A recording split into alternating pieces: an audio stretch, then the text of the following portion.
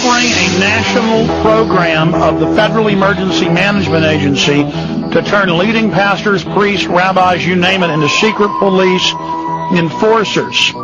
Gun confiscation, martial law. Remember, in my film Road to Tyranny, I haven't asked the pastor if he's seen this, we have Fema in Kansas City months before 9/11 saying the Founding Fathers are terrorists, all Christians are terrorists, and basically how we're the enemy and have to die. So this is bone-chilling. This is the martial law arm. That's always been FEMA's job since 1979. Now they're really beefing up to do it. They have urban warfare training drills for conditioning for martial law, which their own documents admit. They always tell the town, you're the first, you're special, exactly. As they told you, and then they tell you a few months in, oh, by the way, it's 13,000 counties. Right. They mentioned that one of the reasons that they're really pushing pastors to get on board is that we can help recruit other people for Citizen Corps. And Citizen Corps will be the guys who are going around checking doors, kind of thing. And they said the benefit of being in Citizen Corps for pastors and also locals is this, that will put you on a higher list for antivirals or vaccination. In other words, if you volunteer, you get vaccinated and get your pills first, and so does your family. You don't volunteer, you don't get the drugs. And more than that, you'll get the food shipments during an emergency if you've got the little I'm a Minion badge. They talked about these centers. They're not calling them relocation. 3 months ago, it was relocation quarantine centers, and now it's community aid centers. And these are going to be activated at the local schools, and they said this is where the Citizen Corps volunteers will be. And that's why they're putting fences up around schools, making them mini prisons with cameras, doors that automatically lock down with wire mesh in the windows. These are prisons. Right, and where we are, they have the roads circuited off that in the event of some kind of quarantine, some relocation, that they know what roads to siphon off. This is one of the more frightening things is that they're passing this off as for the common good. It's the typical garbage drivel that you heard all these years, but they're so bold about it. And now when they're bringing pastors in, there's so many pastors who are so desperate for church growth at any cost that they're jumping on the bandwagon here. They want their name out front in this. They want their church name out front. Well, I want to add that when the economy implodes by design, many people will be forced to take jobs with a paltry payment. Instead of make-works like Roosevelt had building dams, the make-work is going to be little armed security guards. Yes, the names of those pastors who've signed up, made the pledge, so that would really help us out. But that's my advantage. But I think it'd be a great idea to put something together so people can confront their pastors. They should know already how they feel about it, but you know, sometimes these things sneak in on people. But these guys are signing up. Pastor, I have friends who attend big Baptist churches in Austin, two big ones, and they, 3 years ago, one of them brought me a document, and it said, during the upcoming election, this was like in early 2004, this was about 2 years ago, do not talk about politics at lunch. Do not talk about politics with anyone in Sunday school or anywhere in the church. It is not proper. And then now they're being told that the preachers are getting up and saying, we must submit to the government. Bad things are coming. They know best. New Orleans was good. I mean, this is really going on. Yeah, well, these people need to get out of those churches.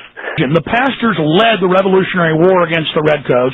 Now they're going to lead the destruction of America. Well, I think the people have failed to know our history. Those in power know it all too well, and they know who to subvert, they know who to co-opt, and they go after the pastors. I mean, what better group of people to get in there and get them to change? Under the faith-based initiative, $10 billion a year to start to pay off churches. Oh, yeah. How much are they promising money down the road during an emergency? No, they haven't even mentioned anything like that. But I'll tell you now, there are several guys who are involved who are already getting money from the faith-based thing, and I mean as far as getting the outward money. That they've been turned on to grants by our government and said, look, this is where you can get your grants for this program. Can we get into the loyalty oath required? I have an article here out of loyalty oath required of Illinois FEMA volunteers.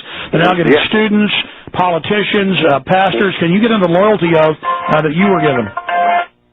Same loyalty oath, and a lot of us rebelled against that one. A lot of us being those who just heard about it, didn't think it was a good idea, but what they've said is you don't have to make the pledge. All you got to do is make an affirmation, and everybody was happy. I'm not kidding. And the pledge, basically, if you've got a copy of it. But that's what Hitler did. They just lined them up and said, raise your right hand. Sure, just raise your right hand. You can say affirm, you can say pledge, you can say I agree. Anything you want to say that makes you happy.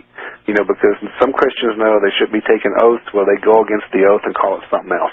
It's a pledge. It's an honoring of the. It's all lawyer word games. Again, they call the Patriot Act the Patriot Act. They call drugging half the kids New Freedom. It's ridiculous. Sure. Well, this loyalty oath basically says that while you're on duty with, under FEMA protection, that we get workers' comp through that. So if we're injured in disaster relief or someone shoots us because we're trying to get in their farm, that we're covered, and that we promise not to overthrow the government or actively participate while we're on the payroll, which is basically the payroll is workers' comp.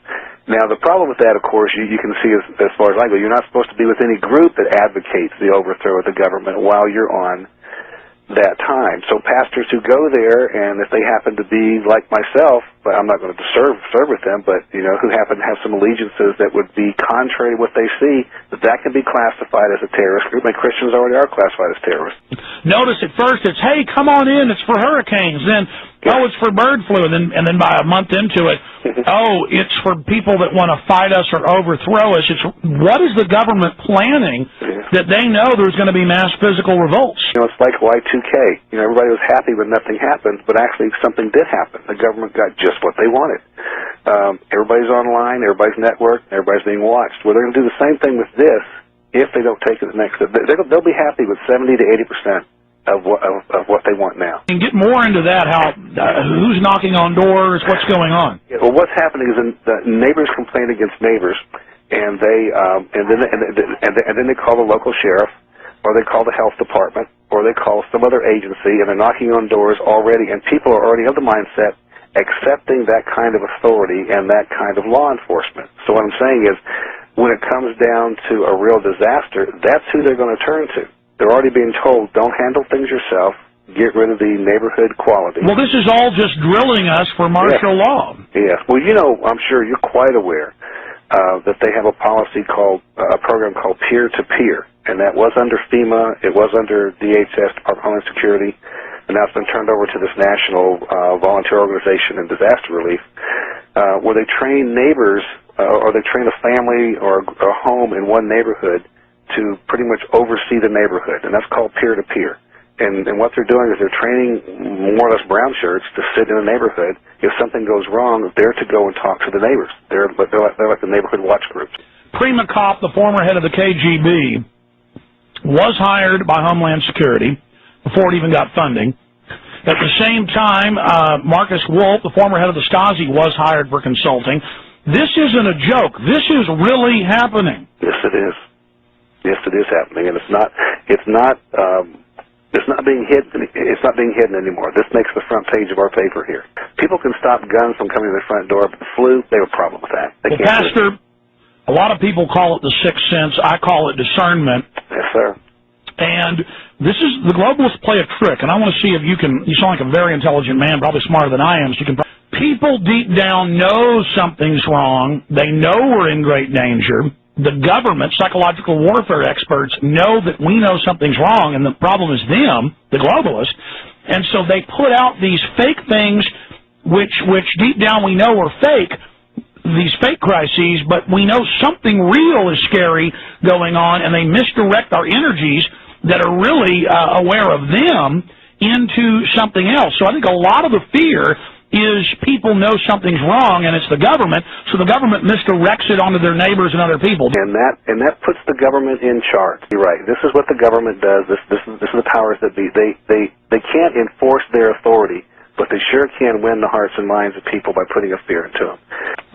They have deadlines, and then those come and go, and then there's the next goal.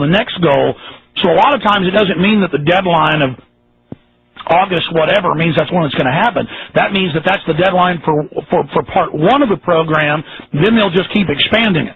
Keep pushing for more. I predict phase 2 will be identifying terrorists. Exactly. And they'll give you. Oh, they've told you that? Exactly right. Because they're looking at.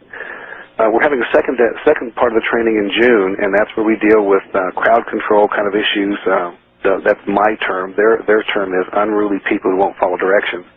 With crowd control, and that's where they're going to talk about suspected bioterrorists. British government released foot and mouth. That's admitted, back of the paper, but it's admitted. So sure, and that's something that they were really hot on was foot and mouth disease, and saying that breaks out here, He said, you're going to see a quarantine like nobody's seen a quarantine. Well, they use that to get states to pass martial law provisions. Then it's SARS, then it's smallpox, then it's bird flu. It's always some new crises until they really do it. Right, and he has referred to the trainer has referred to the fact that things are already that laws are already in effect now. That it would just take a call from the local FEMA director, the DMA director, to get things started. That's page 76 of Homeland Security. Serving evil is always very destructive, especially to those that are active in it.